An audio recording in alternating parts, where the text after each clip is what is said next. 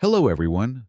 Before today's story begins, we'd like to share a quick message. YouTube recently removed our monetization, cutting off our income. If you enjoy this story, we humbly ask for just $1 to help pay our staff so they can make a living and keep creating for you. Thank you for saving us. Now, let's begin the story. Zenith Space Station was a monolithic structure of chrome and neon, suspended in the cold vacuum of the outer rim. Aiden Aguirre stood in the Grand Registration Hall, a solitary figure amidst a turbulent sea of towering extraterrestrial forms. The air vibrated with the low thrum of massive atmospheric processors and the harsh dialects of 100 different solar systems. He wore a simple environmental suit, a stark contrast to the blindingly bright, kinetic armor of the alien hunters surrounding him. These competitors were mountains of muscle and bioengineered weaponry, boasting scales that shimmered like crushed diamonds and shoulder plates adorned with the bones of conquered apex predators. The central classification scanner, a towering archway of pulsing blue hardlight, processed the imposing figures with rapid efficiency. Whenever a formidable warrior stepped through, the machine chimed a crisp tone, instantly projecting massive holographic banners detailing their combat rank and past galactic bounties. It was a spectacular display of vanity, designed to stroke the egos of the universe's most lethal mercenaries. Then, it was Aiden's turn. He stepped beneath the archway. The light shifted abruptly from vibrant blue to a hesitant amber. The machine whirred loudly, its internal sensors clicking as it scanned his biological density, his skeletal structure, and his complete lack of cybernetic enhancements or exotic energy signatures. The scan took an unusually long time. It stretched for what felt like 2 full minutes, a deafening silence slowly falling over the vicinity as the hulking brutes paused their boasting to watch the technological anomaly. Finally, with a sputtering mechanical cough, a small, physical badge was ejected from a slot at the base of the archway. It clattered against the metallic floor. Aiden calmly bent down and picked it up. Engraved on the dull surface were 2 words: Reserve Intern. A booming laugh erupted from a massive Thraxian warrior standing behind him. The sound was like grinding boulders. Soon, the surrounding creatures joined in, their laughter building into a cruel cacophony of hisses, barks, and thunderous chuckles. They pointed massive digits at the fragile human, loudly dismissing him as a clerical error destined to die violently within the first 5 minutes of his first drop. Aiden did not flush with embarrassment or lower his gaze. He simply pinned the badge to his chest and continued his meticulous observation of the vast hall. His cold eyes tracked the precise patrol routes of the automated security drones. He memorized the acoustic resonance of heavy footsteps echoing off the vaulted titanium ceiling. He analyzed the ambient airflow patterns, noting how the ventilation cycles fluctuated every 15 seconds, carrying the distinct scent of ozone and oxidized copper. Where the giant warriors saw a stage to preen, Aiden saw a tactical grid. His quiet calculation was interrupted by the heavy thud of combat boots. Captain Zarkov, a grizzled alien veteran with a heavily scarred visage and a mechanical eye that glowed a dull crimson, approached. Zarkov led an unknown mercenary squad, a desperate outfit taking high-risk, low-reward contracts. They were currently short-handed, needing someone to handle the menial logistics that true warriors considered beneath them. Zarkov looked the human up and down, his mechanical eye whirring as it adjusted focal length. "You are terribly small," Zarkov grunted, his voice a gravelly rumble. "And that badge says you are useless in a fight. But my squad needs a gear hauler, and the guild demands we meet the minimum head count of 6 before departure. Can you lift 50 pounds of munitions without collapsing?" Aiden met the captain's intimidating gaze without blinking. "I can handle logistics efficiently," he replied, his tone perfectly even and devoid of intimidation. Zarkov scoffed, a short exhalation of air through flared nostrils. "Fine. You are in. Do not get in our way, human. Aiden was assigned to the squad's dropship, specifically to a rusted, disorganized storage bay that smelled of ancient engine grease and decay.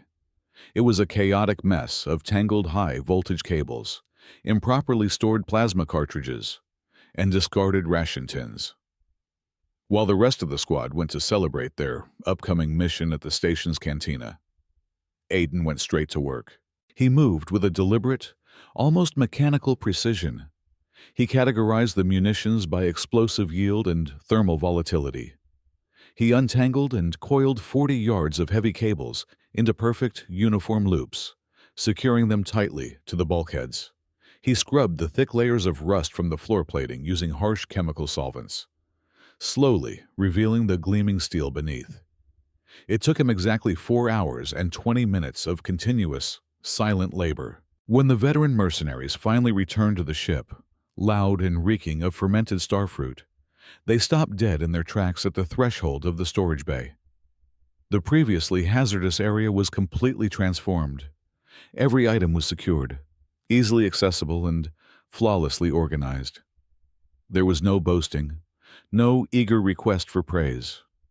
Aiden was simply sitting quietly in the far corner, calmly checking the pressure seals on his worn environmental suit. The towering veterans exchanged silent, deeply surprised glances. The cruel mockery died instantly in their throats, replaced by a quiet, unsettled realization that their new reserve intern possessed a terrifying level of discipline. The atmosphere inside the hangar shifted the moment the diplomatic envoy arrived. Princess Kalia of the Radiant Star Empire did not merely walk. She seemed to float onto the loading ramp of the vessel as the appointed diplomatic overseer for the Sector Guild. Her presence was a mandated formality, yet she treated it like a grand royal procession. She was a vision of blinding luminescence, her slender form draped in a gown woven from cascading photons and liquid starlight. Every movement she made left a faint, shimmering trail in the recycled air of the docking bay. Her personal guards, towering sentinels in polished ivory armor, stood rigidly behind her, ensuring no commoner dared to step within her holy radius. Kalia possessed an ethereal beauty, marked by glowing silver eyes and skin that resembled flawless porcelain illuminated from within. To her, the universe was a grand theater of strict hierarchy, and she sat firmly in the royal box. As she inspected the rugged mercenary crew lined up before her, her radiant gaze swept past the heavily armed aliens and abruptly halted. Her glowing eyes locked onto the solitary human standing quietly by the cargo crates. Aiden was adjusting the manual pressure valves on his ancient, faded canvas and dull metal environmental suit. Compared to the bioreactive armors and personal energy shielding worn by everyone else in the bay, his gear belonged in a museum of primitive history. Kalia tilted her head, her delicate features twisting into a perfectly sculpted mask of pity, deeply intertwined with profound contempt. She studied the exposed steel hinges of his knee joints and the analog dials on his wrist communicator. To a being whose empire had mastered the manipulation of pure light millennia ago, the human was a pathetic, crawling insect clinging to archaic scrap metal. She stepped closer, the temperature in the room dropping as her cold, condescending aura projected outward. The veteran mercenaries held their breath, completely intimidated by the sheer political power she wielded. Kalia stopped a few paces from Aiden, looking down her elegant nose at him. "It is a universally acknowledged tragedy," Princess Kalia began, her voice a melodic but icy chime that resonated clearly through the cavernous bay. She did not address Aiden directly, but rather projected her statement to the entire paralyzed crew. The human species possesses such a brutally brief existence, barely 80 standard orbital cycles, and then you crumble into dust. It deeply saddens me to see a creature with such a fleeting spark of life waste its final, precious moments hauling heavy boxes for true warriors. Surely, your fragile biology would be better spent contemplating your own insignificance on some quiet, muddy agricultural world. The towering mercenary shifted uncomfortably, recognizing the brutal insult wrapped in aristocratic elegance. They waited for the human to cower, to apologize for his existence, or perhaps to break down under the intense humiliation. Aiden finished tightening the brass valve on his oxygen tank. He did not rush. He calmly wiped a smudge of grease from his gloved hand, using a scrap of rough cloth. Only then did he straighten up and look directly into the glowing silver eyes of the radiant Star Princess. His expression was a slate of unbreakable granite, utterly devoid of the awe or terror she clearly expected. "A long life relying on fragile light," Aiden said, his voice quiet, but carrying a sharp, penetrating clarity, "is easily extinguished by the dark. A short life built on solid iron is prepared for the inevitable." A heavy silence slammed into the room. The absolute audacity of the logistics handler speaking back to a royal overseer was unthinkable. Kalia's flawless, glowing skin flickered momentarily. Her perfectly arched silver eyebrows slammed together in a tight, uncharacteristic frown of sheer annoyance. The pity vanished from her eyes, replaced by a cold, deeply offended glare. She opened her mouth to deliver a crushing reprimand, but the heavy blast doors of the docking bay hissed open before she could speak. The commander stormed into the bay, his heavy boots pounding violently against the steel grating. His mechanical eye was spinning wildly, emitting a frantic crimson glow that signaled extreme distress and high adrenaline. He bypassed the royal entourage completely, slamming his heavy fist against the mission command console in the center of the room. The holographic projector flared to life, casting a sickly, blood-red light over the assembled crew. "Guild Command just issued a Priority 1 directive." The commander growled, his voice trembling with a mixture of raw fear and greedy anticipation. "We have a red alert contract. The destination is the absolute core of the Tartarus Dyson ruin." A collective gasp echoed from the veteran mercenaries. Even Princess Kalia stepped back, her radiant aura dimming slightly at the terrifying name. The Tartarus structure was not a mere battlefield. It was a cosmic graveyard, an ancient, dead megastructure built around a dying star by a forgotten civilization, completely infested with autonomous mechanical beasts that defended its dark corridors with mindless, terrifying efficiency.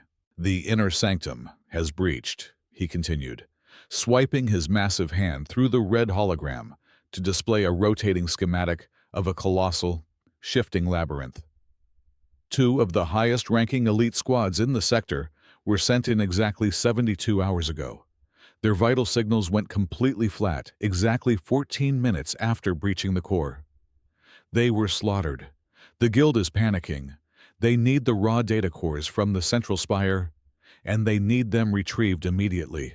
One of the veteran mercenaries shook his massive horned head. "That is a suicide run, Commander. We do not have the firepower of the elite squads. If the autonomous beasts tore them to shreds, we will not even last 5 minutes in there." The commander turned slowly, his gaze sweeping over his ragtag crew. "You are absolutely right. It is a death sentence, but the Guild is utterly desperate. The payout for retrieving the data cores is exactly 50 million galactic credits." The room fell dead silent again. 50 million credits was a sum of wealth so astronomical it defied all logical comprehension. It was enough to buy a small moon, enough to retire in absolute luxury for 10 lifetimes. For a desperate, nameless mercenary outfit drowning in debt and facing Guild expulsion, it was an irresistible lure.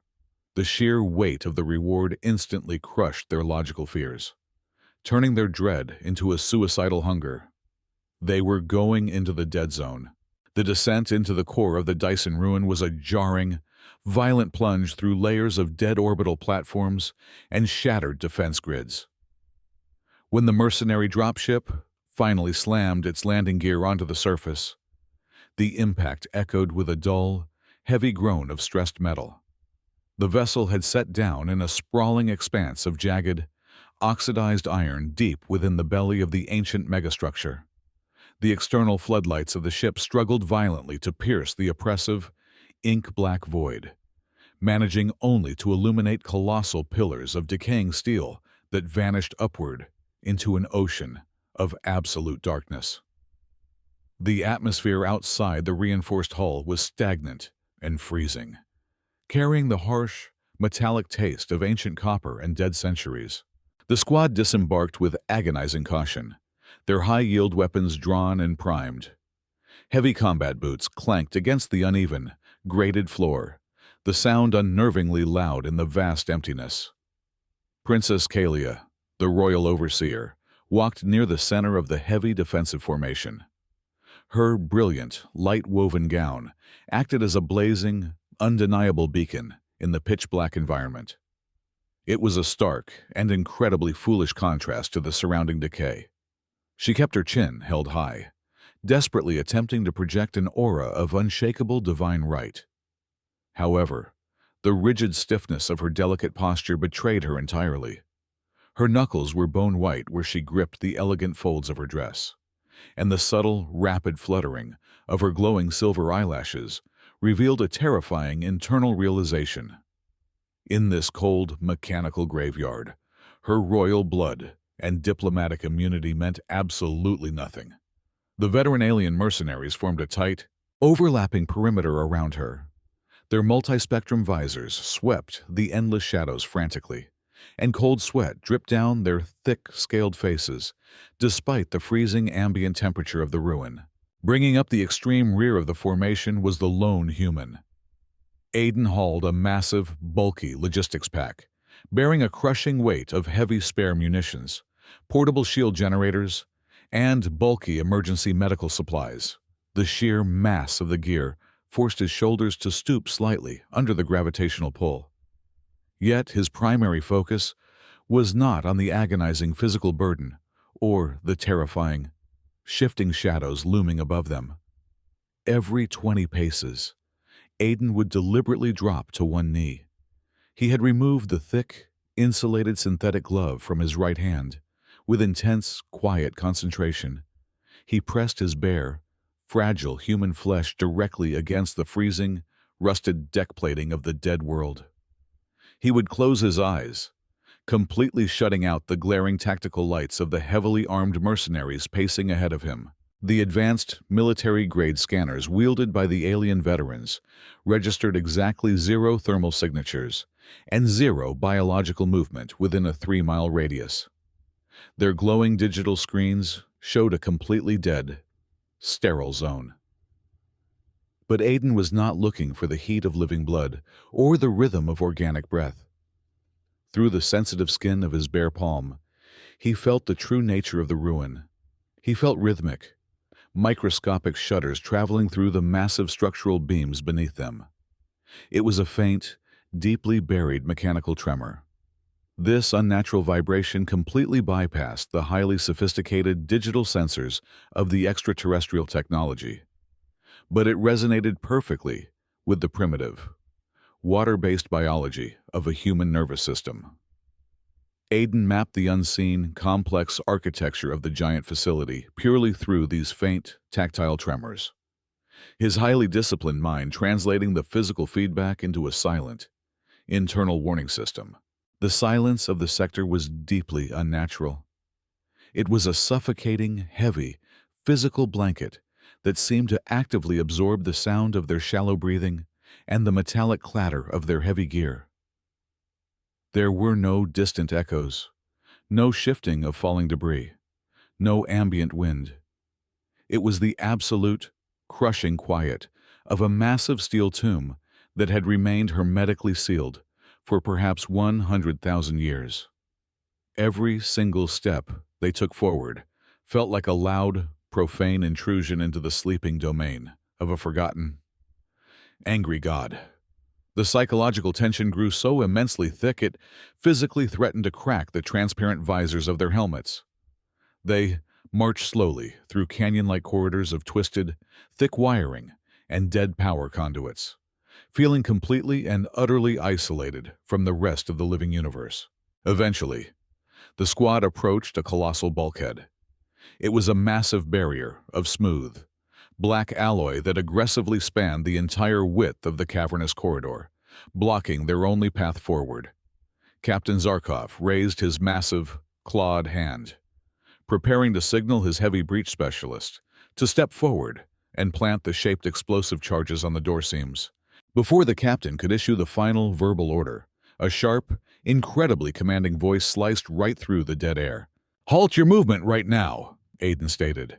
His voice was not exceptionally loud, but it carried a chilling, undeniable authority that instantly froze the heavily armed squad in their tracks. He was still kneeling 50 feet behind the main group, his bare right hand pressed firmly and unmoving against the cold iron ground. "Do not let any gear touch that door." Princess Kalia turned around sharply, her glowing eyes flashing with a sudden, volatile mixture of raw fear and immediate aristocratic anger at the human's blatant insolence. "You dare issue commands to this unit, gear hauler?" Aiden slowly lifted his head. His cold, dark eyes locked instantly onto the massive black steel plates of the barrier ahead. "Your expensive scanners are completely blind," he said, his tone utterly devoid of any panic or emotion. "There is a massive magnetic pulse building up directly underneath our boots. It is a deep, highly rhythmic surge of raw electromagnetism. That is not a failing power grid. It is a hunting heartbeat, and it is waiting patiently for you to knock." The final syllable of Aiden's warning barely left his lips before the seemingly impenetrable titanium ceiling completely exploded. The massive alloy plates above them, thick enough to withstand a direct orbital bombardment, shattered inward like brittle, frozen glass. 3 colossal, terrifying shadows plummeted from the newly formed jagged crater in the roof. They did not fall with the clumsy, uncontrolled weight of dead metal.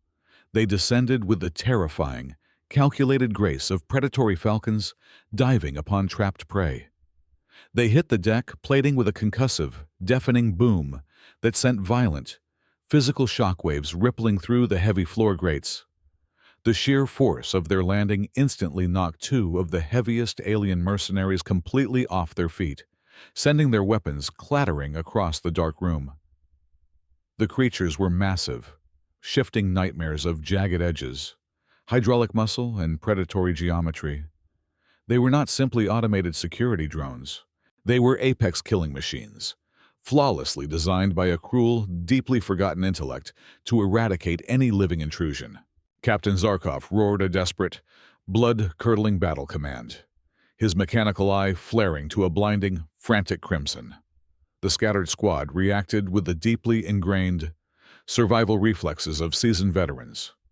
Heavy plasma cannons and concentrated ion rifles spun upward in perfect unison, instantly bathing the cavernous corridor in a blinding, chaotic storm of superheated blue and searing green energy. The combined firepower of the mercenary squad was easily enough to melt through the heavy armor of a planetary assault cruiser in mere seconds. But as the blinding beams of destructive energy struck the sleek, obsidian chassis of the mechanical beasts, something utterly impossible happened. The ancient creatures possessed an advanced, reactive optical shielding technology that far surpassed anything the modern galaxy had ever encountered. Instead of melting the metal or triggering explosive structural failures, the intense plasma splashed against their dark armor like warm rain hitting a slick stone. The raw thermal energy was seamlessly absorbed, rapidly refracted, and violently scattered into thousands of harmless, shimmering sparks that danced briefly across the freezing room before dying out. The squad's most devastating, concentrated barrage did not even leave a single scorch mark on the beasts. The battle-hardened alien hunters stared in absolute, uncomprehending horror. Their most lethal, expensive weaponry was entirely, terrifyingly useless against the encroaching nightmare. Before the panicked mercenaries could adjust their tactical approach or frantically switch their weapons to fire solid, kinetic projectiles, The beasts retaliated with blinding, merciless speed. The largest of the three machines, a hulking monstrosity of interlocking black plates, lunged violently forward. A towering Thraxian mercenary, serving as the squad's dedicated heavy defender, stepped directly into its lethal path with a defiant roar. He slammed his fists together, instantly activating his personal kinetic barrier, a glowing, impenetrable dome of hardened light specifically designed to withstand the crushing impact of a falling meteor. The mechanical beast did not even attempt to slow its momentum.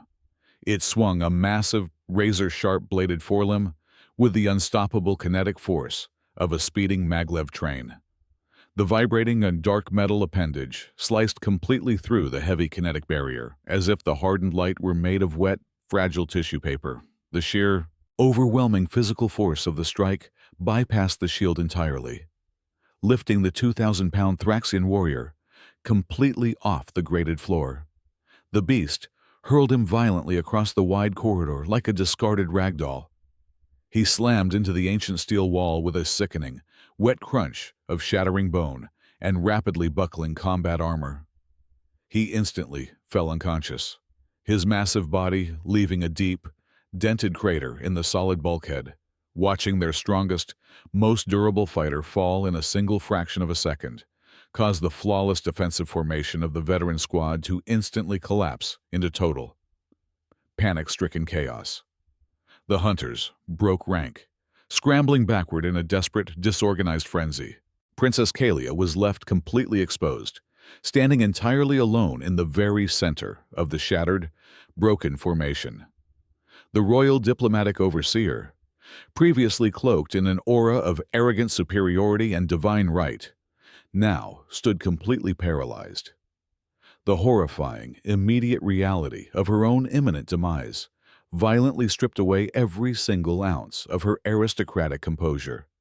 Her glowing, ethereal silver eyes widened to their absolute limits in pure, primal terror as the second mechanical beast locked its glowing red targeting sensors directly onto her brilliant, luminescent form. The creature reared back its massive, bladed head, raising a pair of deadly, vibrating mandibles that hummed with a lethal, air-splitting sonic frequency. It prepared to execute a flawless, instantly decapitating downward strike. Kalia could not even force her lungs to draw breath to scream. Her vocal cords were frozen completely stiff by the overwhelming proximity of death. She simply watched the metallic blur of execution descending rapidly toward her delicate, unprotected neck. Then, a blur of faded canvas and dull metal violently intercepted the lethal strike. Aiden moved with a violent, explosive physical speed that completely defied all known natural limits of his fragile human biology. He had instantly unbuckled and completely abandoned his heavy, crushing logistics pack, utilizing the sudden, massive loss of physical weight to launch himself entirely across the steel deck like a fired kinetic shell. He slammed his reinforced shoulder hard into Kalia's slender waist just a single microsecond before the violently vibrating blades cleaved the empty, cold air exactly where she had been standing. The overwhelming physical force of his desperate tackle sent both of them rolling violently and uncontrollably across the unforgiving, heavily grated floor.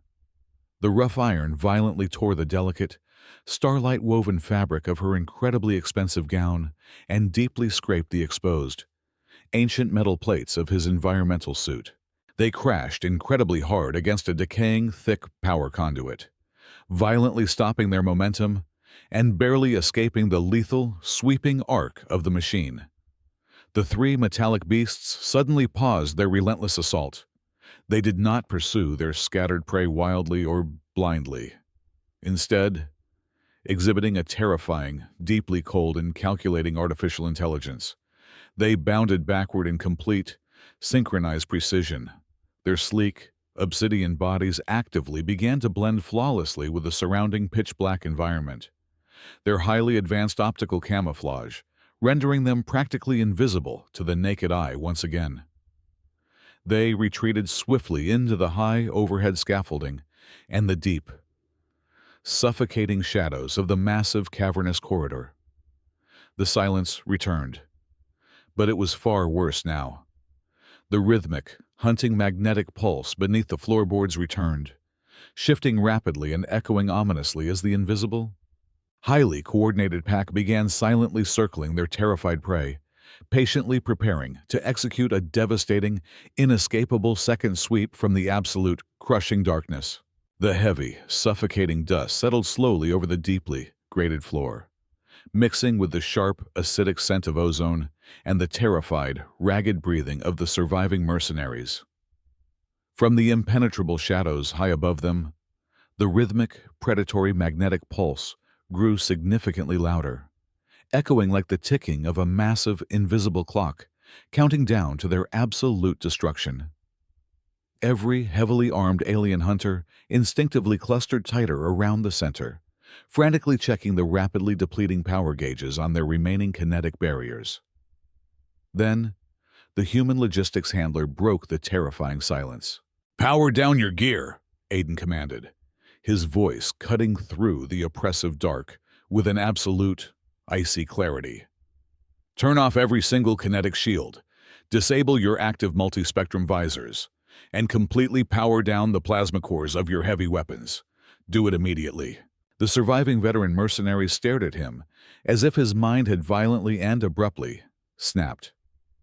To intentionally power down their advanced energy defenses while actively being hunted by highly lethal, invisible apex predators was an act of literal, immediate suicide. Captain Zarkov clutched his heavy plasma cannon tightly to his chest, his glowing mechanical eyes spinning wildly as his brain tried to process the suicidal order. "You are completely insane," the veteran commander rasped, heavy, dark blood dripping slowly from a shallow laceration across his thickly scaled forehead.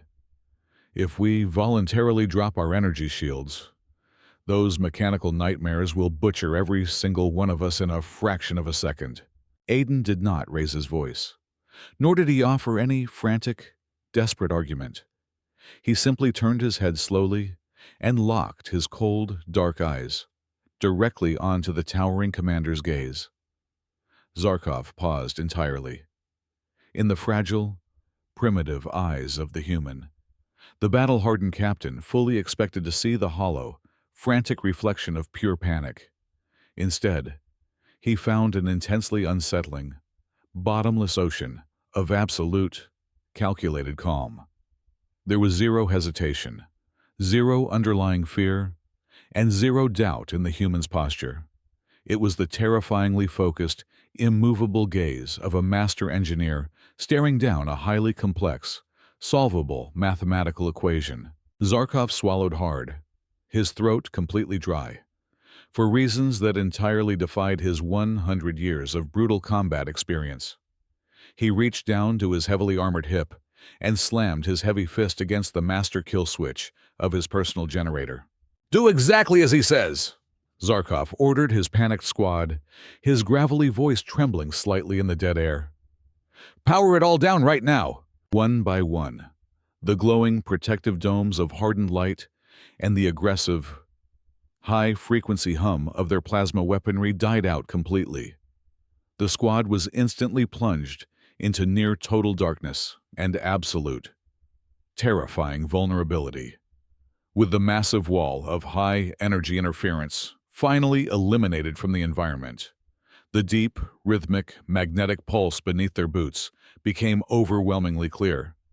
It was a highly complex, polyrhythmic throb that vibrated directly into their bone marrow. Aiden slowly dropped to his knees, completely ignoring the sharp, freezing sting of the rusted iron against his exposed skin. He reached deep inside the heavy, concealed internal pocket of his worn, faded canvas environmental suit. When he finally withdrew his right hand, he was holding a remarkably primitive, incredibly bulky contraption. It was an archaic, analog human radio transmitter, a historical relic completely and utterly out of place in a modern galaxy heavily dominated by instant quantum communication arrays. Its thick, blocky outer casing was constructed of dull, green plastic, bound tightly together with frayed copper wire and heavily exposed, ugly metal solder joints. It possessed no holographic interface, no digital readout, and no energy core. Only a single, heavy mechanical transmission key resting heavily upon a rusty, exposed iron spring. Aiden placed the bulky, primitive device directly onto the frozen metal deck plating. He closed his eyes, his breathing rapidly slowing down to a barely perceptible, incredibly steady cadence. He let the violent, hunting vibrations of the ancient floor wash entirely over his body, feeling the exact microsecond intervals between each invisible, deadly pulse. Then, he raised his bare right hand. He brought his index and middle fingers down incredibly hard against the mechanical transmission key. A sharp, loud and metallic click echoed piercingly through the dead, cavernous corridor. He struck it again, followed immediately by a sustained, heavy depression of the switch. Short, long, he was physically hammering out an ancient, nearly forgotten human transmission protocol, a rhythmic sequence of analog dots and dashes known as Morse code. His hand moved with an increasing, blindingly fast speed, his muscles burning with the intense physical strain of maintaining absolute, flawless timing. The rhythmic clicking of the analog key struck the reverberating metal floorboards like a precisely calibrated acoustic hammer. Aiden was not simply broadcasting a desperate, random noise into the terrifying void. He was perfectly, flawlessly mirroring the complex magnetic heartbeat of the ancient ruin. He actively intertwined his primitive human rhythm with the terrifying alien pulse, actively matching the invisible frequency right down to the exact millisecond. As the analog sound waves traveled directly into the cold iron skeleton of the massive Dyson sphere, they created a deeply resonant, harmonic feedback loop. The dead, terrifying silence of the giant tomb was suddenly replaced by a strange, highly systematic acoustic symphony. The sharp, mechanical clicks of the radio key and the deep, terrifying magnetic thrums wove together seamlessly into a single, unified acoustic frequency that rapidly flooded the entire chamber. It was an invisible acoustic skeleton key, turning slowly inside a massive, forgotten digital lock. From the suffocating darkness directly above Princess Kalia, the largest of the mechanical beasts suddenly and violently materialized. It had already initiated its deadly, inescapable downward plunge, dropping from the high scaffolding with its razor-sharp execution blades fully extended for the final kill. But as the archaic, perfectly rhythmic clicking from Aiden's primitive device filled the cavernous space, a massive, invisible shockwave of pure, overriding data ripped aggressively through the corridor. The colossal apex predator violently aborted its lethal trajectory. The terrifying machine instantly froze entirely in midair, its massive, crushing physical momentum entirely negated by a sudden, total internal system override. It crashed heavily onto the deck plates just 3 feet away from the completely terrified Royal Overseer, sliding slightly before coming to a complete, statuesque halt. The glowing red targeting sensors in its multifaceted optical cluster flickered wildly, rapidly shifting from the violent crimson hue of an active hunting protocol to a passive, incredibly steady azure blue. The other 2 massive mechanical beasts dropped heavily from the ceiling mere moments later, landing gracefully and completely immobilizing themselves alongside their towering leader. Their internal, heavily armored servos whirred down to a low, dormant, completely harmless hum. They were completely disconnected from their aggressive, ancient combat loops, their violent programming bound tightly and completely overridden by the invisible, primitive rhythm cascading flawlessly from the bare hands of the fragile human. The cavernous space remained locked in a tense, suffocating stillness. The 3 subjugated machines knelt motionless on the cold iron, but the heavy, rhythmic vibration beneath the floor plates did not cease. Instead, it rapidly magnified. It transformed from a rapid hunting pulse into a slow, thunderous tremor that violently shook the very foundations of the Dyson ruin. From the absolute deepest abyss of the central corridor, a new silhouette detached itself from the impenetrable shadows. This was no mere guardian. It was an entity of terrifying, abyssal majesty, standing over 40 feet tall. The enormous mechanical creature was clad in heavy armor of pure, light-absorbing obsidian. It represented the absolute highest echelon of the ancient hierarchy, the supreme apex level of the artificial ecosystem. Every single step it took resonated with the crushing weight of entire dead centuries, echoing like a death knell through the silent tomb. The surviving alien mercenaries, still clutching their powered-down weaponry, pressed their backs hard against the rusted bulkheads. Their heavily armored knees buckled beneath the sheer, overwhelming gravitational presence of the colossal machine. Captain Zarkov held his breath, his artificial eye powered down completely to avoid emitting any stray energy, fully expecting the towering nightmare to obliterate them all with a single, sweeping gesture. Yet, the apex creature completely ignored the heavily armored Thraxians and the shivering, elite aristocratic guards. It glided forward with a terrifyingly smooth, frictionless grace, its massive optical sensors locked entirely onto the fragile, solitary figure kneeling on the cold iron floor. It stopped mere inches from Aiden. The sheer scale of the machine cast a monolithic, suffocating shadow over the human, who simply sat there, his right hand still resting softly on the plastic casing of the analog radio. The universe seemed to hold its collective breath. Princess Kalia squeezed her eyes shut tightly, entirely unable to witness the inevitable, gruesome end of the man who had just risked everything to save her life. But the brutal final strike never came. A deep, resonant hum vibrated from the massive chest cavity of the colossal apex predator. The sound was not a roar of aggression, but a solemn, harmonic chord of profound recognition. Slowly, with an agonizingly deliberate reverence, the massive creature lowered its heavily armored, bladed head toward the rusted deck. The immense hydraulic joints in its legs hissed loudly as it carefully, intentionally stepped backward. 1 step, 2 steps, 3 steps. The absolute ruler of the Tartarus graveyard stood frozen in a perfect, undeniable posture of absolute submission. The alien veterans stared in mind-shattering disbelief. The fundamental truth of the universe was suddenly and violently rewritten before their very eyes. The ancient analog Morse code that Aiden had broadcasted was not a weapon. It was not a destructive digital virus. It was the most primitive, foundational maintenance protocol ever conceived. To the impossibly advanced, self-evolving artificial intelligence of the ancient Dyson ruin, the highly sophisticated energy signatures of the modern alien mercenaries registered only as hostile, invasive noise. But the pure, simple rhythm of analog radio waves, manually tapped on a crude physical switch, was a sacred, deeply embedded memory. It was the original diagnostic language. By utilizing this ancient cadence, the artificial intelligence recognized the fragile, short-lived human not as a trespasser, but as the wielder of the supreme, unchallengeable access rights. The colossal machines recognized the voice of the true creators.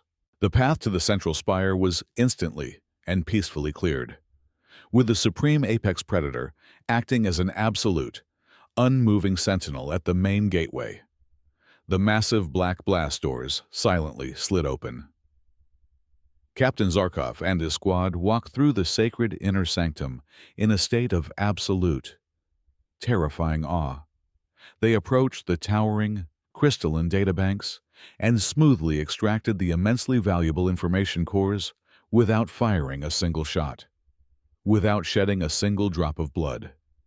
The incredibly lethal suicide mission had been utterly diffused by a piece of archaic, rusted technology and the steady, brilliant mind of a man they had all viciously mocked. Exactly 72 hours later, the grand doors of the Galactic Conclave Hall swung open. The hall was a staggering architectural marvel of floating crystalline platforms and brilliant starlight, filled to the brim with thousands of the most powerful, influential figures from every corner of the known universe. Whispers of absolute disbelief echoed loudly through the chamber as the previously nameless mercenary squad strode down the central aisle, carrying the impossible prize. The entire galaxy had expected a brutal massacre. Instead, they witnessed a flawless, bloodless victory.